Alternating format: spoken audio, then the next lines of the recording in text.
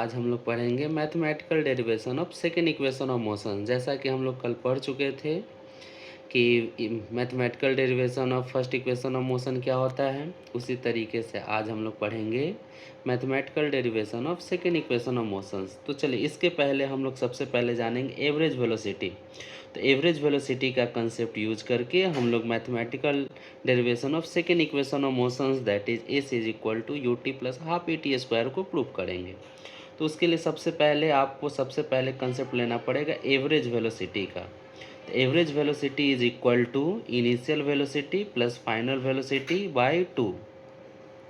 Okay, अब इसमें हम लोग क्या करेंगे कि दोनों तरफ टी से मल्टीप्लाई कर देते हैं। तो multiplying both sides by T,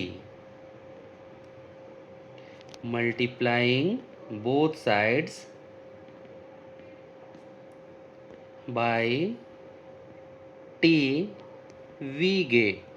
अब दोनों तरफ टी से जब मल्टीप्लाई कर देते हैं तो अब ये हो जाएगा average velocity into time is equal to initial velocity plus final velocity by 2 into t.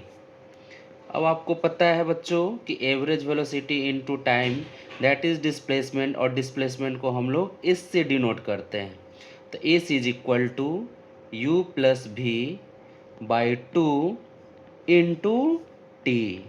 Okay, अब आगे के स्टेप्स में हम लोग क्या करेंगे कि s is equal to u plus v by 2 into t है। तो अब इस इक्वेशन में आपको दिख रहा होगा s is equal to u t plus half a t square. V का कोई यूज नहीं है, तो क्या करेंगे कि इस इक्वेशन में जो v यूज है उसको हम लोग रिप्लेस करेंगे। तो अब यहाँ पे क्या करेंगे u plus a T upon 2 और इंटू टी। ऐसा हम लोग ऐसा इसलिए किए ताकि आपको पता है कि फर्स्ट इक्वेशन ऑफ मोशन में आपको ये बताया गया है कि v इज इक्वल टू होता है u प्लस ए टी के बराबर। ओके, तो जहाँ v था उसको हमने रिप्लेस कर दिया u प्लस ए टी से।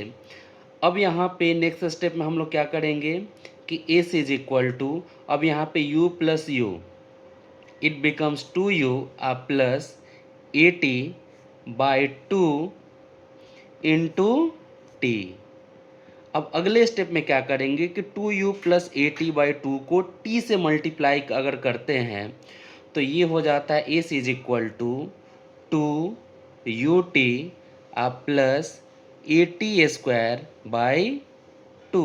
ओके बच्चों, अब यहाँ तक तो कोई डाउट नहीं है। ओके, आगे बढ़ते हैं हम लोग।